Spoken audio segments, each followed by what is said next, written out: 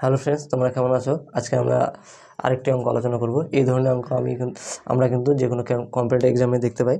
তা দেখো, প্রশ্ন কী বলে যে কোনো পরীক্ষায় 42% ছাত্র হিন্দিতে, 52% ছাত্র হিন্দিতে, 42% ছাত্র ইংরেজিতে ফেল হয়। যদি 17% ছাত্র উভয় বিষয়ে ফেল হয়, তবে কত শতাংশ ছাত্র দুটো বিষয়ে পাস হয়? কী বলেছে, কোনো পরীক্ষায় 52% ছাত্র হিন্দিতে ও 42% ছাত্র ইংরেজিতে ফেল হয়। তাহলে 52% যদি ছাত্র ফেল হয়, তাহলে পাস করেছে কত? 48%। দেখো, 48% পাস করেছে। তারপর কি প্লাস করবো, হিন্দিতে 42% ফেল করেছে, তাহলে পাস করেছে কত? 52%। 100%-এর মধ্যে এগুলা বিয়োগ হয়। আর 17% ছাত্র দুটি বিষয় মানে উভয় বিষয় ফেল করেছে, প্লাস 17।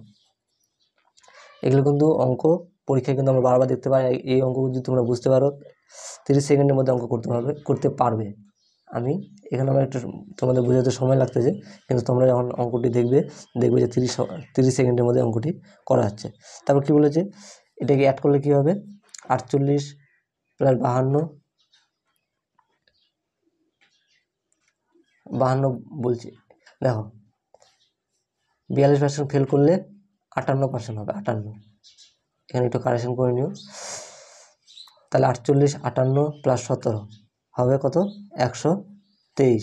123 থেকে 100 বিয়োগ করলে কত হবে? 100 মোট নম্বর। তাহলে 23% ছাত্র কি করেছে? উভয় বিষয়ে পাশ করেছে। এটা হবে এই অঙ্কের সঠিক উত্তর। ধন্যবাদ।